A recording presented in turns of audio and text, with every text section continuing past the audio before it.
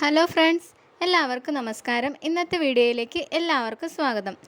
എല്ലാ അമ്മമാർക്കുമുള്ള സംശയമാണ് കുഞ്ഞുങ്ങളുടെ തല അമിതമായി വിയർക്കുന്നത് എന്തുകൊണ്ടാണ്, തലയ്ക്ക് ചൂടുണ്ടാകുന്നത് എന്തുകൊണ്ടാണ് എന്നുള്ളത്.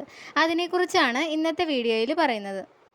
കുഞ്ഞിൻ്റെ ശരീരത്തിന് ചൂടില്ല, തലയ്ക്ക് മാത്രമാണ് ചൂടുള്ളത്. കുഞ്ഞ് നന്നായി പാല് കുടിക്കുന്നുണ്ട്, ആക്റ്റീവാണ് എന്നുണ്ടെങ്കിൽ അത് സീരിയസ് ആയി എടുക്കേണ്ട ആവശ്യമില്ല. കുഞ്ഞ് ഉറങ്ങുന്ന സമയത്തും പാല് കുടിക്കുന്ന സമയത്ത്, നന്നായിട്ട് കളിക്കുന്ന സമയത്ത്, ഏതെങ്കിലും തരത്തിൽ വേദന ഉണ്ടാകുന്ന സമയത്തൊക്കെ തലയ്ക്ക് നല്ല ചൂട് തോന്നുകയും വിയർക്കുകയും ചെയ്യും. ഈ സന്ദർഭങ്ങളിലാണ് കുഞ്ഞുങ്ങളുടെ ശരീരവും തലച്ചോറും കൂടുതലായി പ്രവർത്തിക്കുന്നത്. അതുകൊണ്ടാണ് തലയ്ക്ക് കൂടുതലായി ചൂട് അനുഭവപ്പെടുന്നത്. മാത്രമല്ല, കുഞ്ഞുങ്ങളുടെ തലയിലുള്ള വിയർപ്പ് ഗ്രന്ഥികളാണ് ആദ്യം വികസിക്കുന്നത്. അതുകൊണ്ട് തന്നെ കുഞ്ഞുങ്ങളുടെ ശരീരത്തിലെ ചൂട് വിയർപ്പായി പുറന്തള്ളുന്നത് തലയിലൂടെയാണ്. കൂടാതെ കുഞ്ഞുങ്ങളുടെ തലയിൽ ബ്ലഡ് സർക്കുലേഷനും കൂടുതലായിരിക്കും.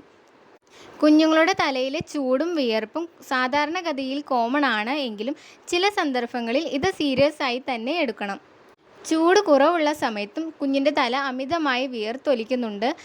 തലയ്ക്ക് ചൂടുള്ളതുപോലെ തന്നെ ശരീരത്തിനും ചൂടുണ്ട്.